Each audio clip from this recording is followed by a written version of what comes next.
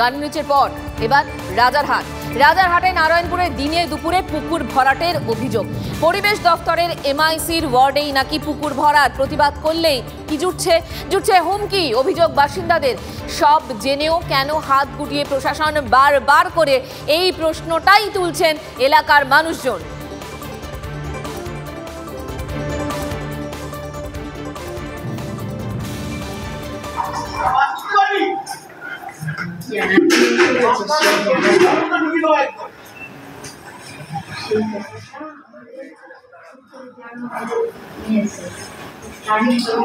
রাত্রেবেলা গাড়ি চালাবো,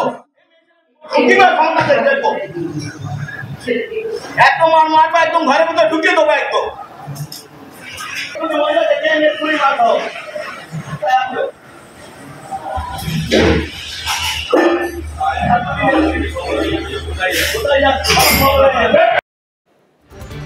সৌরভ দত্ত আমাদের সঙ্গে রয়েছেন, আমার সহকর্মী। সৌরভের সঙ্গে ইন ডিটেল কথা বলবো। সৌরভ, দেখো, এই মধ্যরাতের বিপর্যয়, গার্ডেন রিচের বিপর্যয় আমাদের ঘুম কেড়ে নিয়েছিল।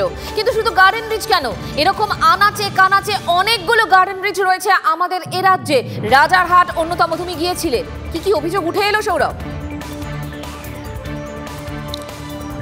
মঞ্জিয়া, দেখো, এই মুহূর্তে আমরা ঘটনাস্থলে দাঁড়িয়ে রয়েছি এবং ঘটনাস্থল বলছে যে গার্ডেন রিচ ব্যতিক্রম নয়, হাজারো গার্ডেন রিচ রয়েছে। তারই একটা জলজান্ত প্রমাণ এখানকার নারায়ণপুরে 2 নম্বর ওয়ার্ডে যে সাইকেল ফ্যাক্টরি মাঠ রয়েছে, সেই মাঠের জলাশয়। চোখের সামনে দেখা যাচ্ছে জলাশয়। সেই জলাশয়ে রাতের বেলায়, দিনের বেলায় 20-25টা করে ডাম্পার অহরহ এখানে মাটি ভরাটের কাজ চলছে। এবং তুমি এলাকাটা দেখো, গোটা এলাকা জুড়ে কতখানি জলাশয় এখানে বুঝিয়ে ফেলা হয়েছে।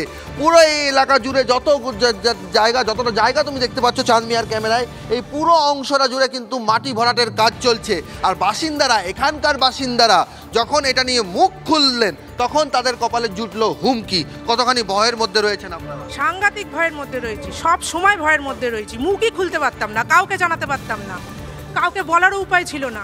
যখন তখন যেভাবে ফেট আসতো, তারপরে আমি রাতেরবেলা শুয়ে থাকতাম, দেখতাম বাড়ি এরকম ডাম্পার একসঙ্গে 20-25টা করে যাচ্ছে আর থরথর করে ঘর কাঁপছে। একদিন রাত্রিবেলা আমি ঘুমিয়ে রয়েছি, দেখছি এরকম গাড়ির আওয়াজ, সাংঘাতিক। বারান্দার মধ্যে গাড়ি উঠে যাচ্ছে, সিঁড়ির মধ্যে ডাম্পারের চাকা উঠে এখনো পর্যন্ত সেই ডাম্পারের চাকার দাগ রয়েছে।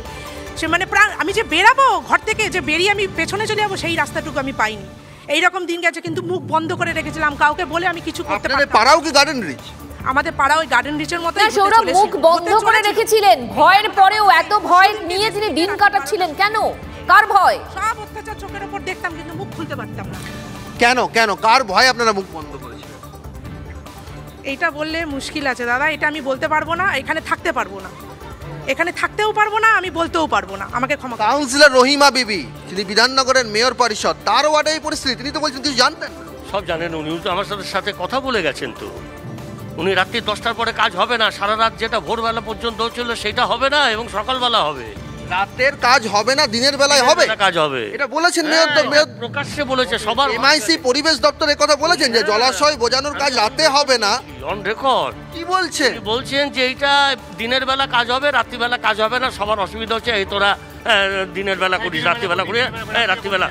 আবার বলে দিল যে ফিরহাদ হাকিম পুরমন্ত্রী, তিনি বলছেন কোথাও জলাশয় ভরাটের কাজ চলবে না। আইন রয়েছে যে লো ল্যান্ডে যদি জল জমে তাহলে সেটাই জলাশয় বলে গ্রাহ্য করতে হবে। ভাবে বলি, এটা টপ টু বটম, একেবারে চিফ মিনিস্টার থেকে একেবারে লো লেভেলে পঞ্চায়েত পর্যন্ত সবাই সব কিছু জানে, সবার সাথে সবাই রিলেটেড, সবাই সবার সাথে রিলেটেড। উনি জানেন না বললে হবে না, তাহলে সারা কলকাতা শহরে শুধু দক্ষিণ পশ্চিম কোণে 4800 পুকুর বন্ধ হতো না। আমরা সব খবর রাখি, আমরা সবাই সব জানে। থানা পুলিশ প্রশাসন, হ্যাঁ, পুলিশ প্রশাসনকে তো জানানো হয়েছে, চিঠিটা নিয়েছে কিন্তু রিসিভ করে বলেছে বড়বাবু নেই, তা সব জানে। তারপর 7 দিন পরে বলেছে ডকুমেন্ট আছে আপনাদের ওই জমির ব্যাপারে, ওরা বলেছে না ডকুমেন্ট জানে না। এই কথাটা বললে হবে না, মিথ্যে কথা বলছে। কোথাও কোনো সুরাহা পাননি? এই অঞ্চলের প্রচুর অবৈধ বিল্ডিং আছে। আমি এই অঞ্চলের এক সময় দায়িত্ব নিয়েও কাজ করেছি, তো সেই জায়গায় দাঁড়িয়ে আমি যা বুঝতে পেরেছি, এই অঞ্চলটা পুরো অবৈধ অঞ্চল হিসাবে ঘোষণা করা উচিত। এবং মঞ্জিরা একটু আগে যার বাড়িতে হুমকি দেওয়া হচ্ছিল, যার বাড়ির প্রাচীর ভেঙে গেছে, যে ভিডিও আমরা দেখাচ্ছিলাম, যে মেরে ঢুকিয়ে দেওয়ার যে হুমকি দেওয়া হচ্ছিল সেই মহিলা আমাদের সঙ্গে রয়েছেন, তার কাছে যাব। কি ধরনের হুমকির মুখে পড়েছিলেন? ভিডিওতে দেখা যাচ্ছে যে পরিষ্কার আপনাকে থ্রেট করা হচ্ছে। একেবারেই থ্রেট করা হচ্ছে বলতে মেরে বাড়িতে ঢুকিয়ে দিয়ে আসবো এবং মহিলা পুলিশ নিয়ে এসে মার খাওয়াবো। যে এখানে মানে এত বাজে ল্যাঙ্গুয়েজ ইউজ করে যে শয়তান মেয়ে ছেলে, মানে কি বলবো, এরা কারা? এদের এত সাহস, এত স্পর্ধা পায় কোত্থেকে এরা? সন্তানদের মুখ থেকে এই ধরনের কথা কারা এরা কারা আমি জানি না, কিন্তু আমার এখানে যখন কাজ চলছে ওদের মুখও আমি দেখেছি এবং আমাদের যিনি কাউন্সিলর আছে ওনাদের সামনেও এরা ছিল, ওনাদের সাথে কথাও হয়েছে।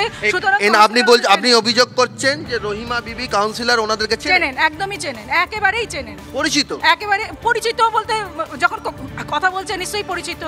এই যে বাড়িতে এসে হুমকি, এ তো থানায় অভিযোগ জানানোর মতো বিষয়, পুলিশের ব্যবস্থা নেওয়ার মতো। না পুলিশে আমরা গেছিলাম যখন এইটাই আমার এই প্রবলেমগুলো হচ্ছে, আমি গেছিলাম আমাদের এখানকার সেক্রেটারিকে নিয়ে, কিন্তু আমাদের চিঠি জমা নেওয়া হয়নি।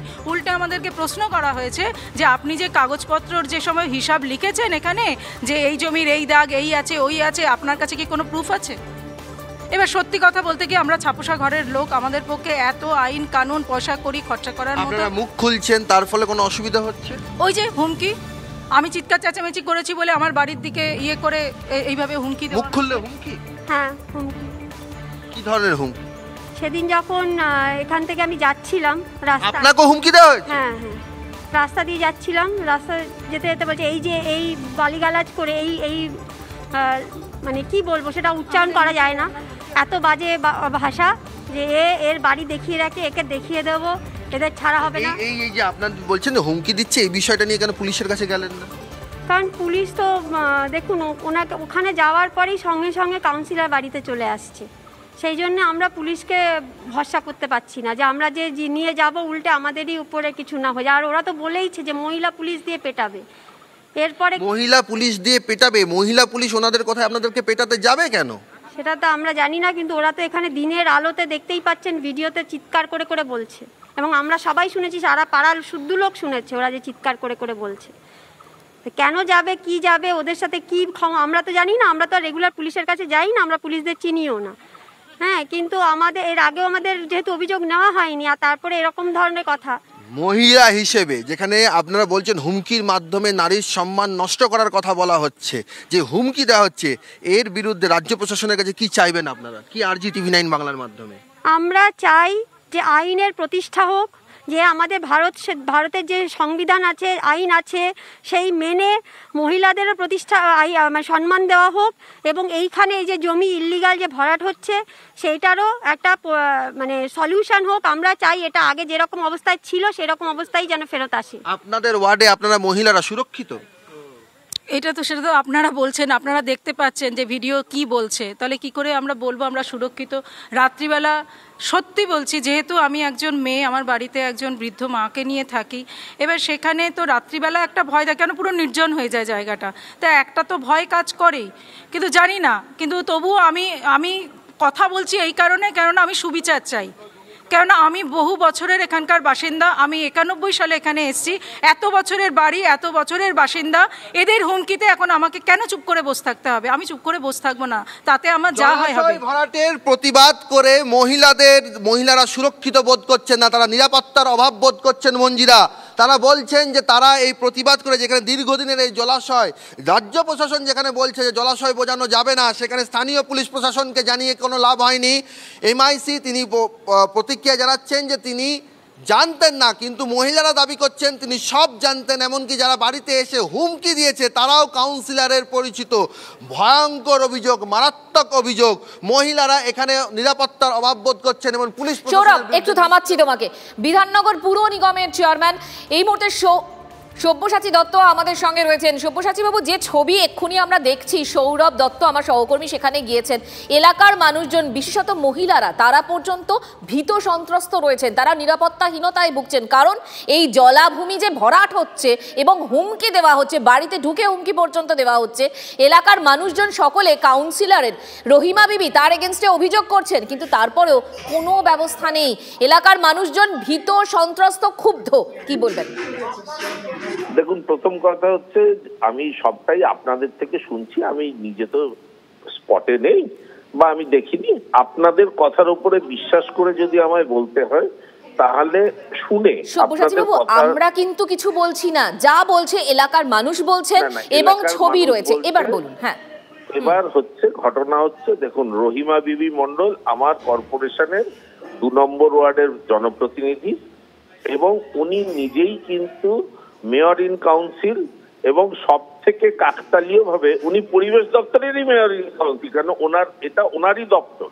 তো সেই জন্যে সব থেকে ভালো রিপ্লাইটা উনিই দিতে পারবেন, যেহেতু উনি ওই ওয়ার্ডের জনপ্রতিনিধি, উনি মেয়র ইন কাউন্সিল এবং ইনচার্জ অফ এনভায়রনমেন্ট ডিপার্টমেন্ট, মানে পরিবেশ দপ্তরের। তো জলা রক্ষণাবেক্ষণের দায়িত্ব ওনার, সেইটা ওনাকে জিজ্ঞেস করুন, উনিই ভালো বলতে পারবেন।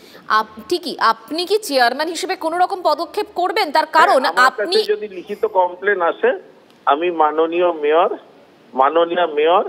মাননীয় এক্সিকিউটিভ ইঞ্জিনিয়ার বিল্ডিং প্ল্যান এবং মাননীয় কমিশনার বিধাননগর কর্পোরেশনকে আমি জানিয়ে দেবো। আর যারা ওখানে সাধারণ মানুষ আপনাদের বলছে যে প্রাণনাশের হুমকি দিচ্ছে, তাদের বলুন এখনই থানায় গিয়ে এফআইআর করতে। ওরা তো বলছে গেছিল, কিন্তু কোনো ব্যবস্থা হয়নি। তাহলে পুলিশ ইনঅ্যাকশন বলে ওনাদের কোর্টে একটা আবেদন করতে বলুন। ধন্যবাদ সব্যসাচী বাবু আমাদের সঙ্গে কথা বলার জন্য। সৌরভ, দেখো, একেবারেই বিধাননগর পুরসভার চেয়ারম্যান, অধুনা চেয়ারম্যান সব্যসাচী দত্ত এক সময় মেয়র হিসেবে তিনি দায়িত্ব পালন করেছেন। আর তিনি কিন্তু তার যে সময়কালে, সেই সময়কালে কিন্তু একাধিক ক্ষেত্রে এই সমস্ত বেআইনি নির্মাণের বিরুদ্ধে তিনি সরব হয়েছিলেন। সেক্ষেত্রে তিনি এখানকার বাসিন্দাদের যে পরামর্শ দিচ্ছেন, সেই পরামর্শ নিয়ে সরাসরি তার কাছে পৌঁছে যাবো সেখানকার বাসিন্দাদের কাছে। আবারও কথা বলবো তোমার সাথে, আবারও কথা বলবো। আপাতত তোমাকে ধন্যবাদ।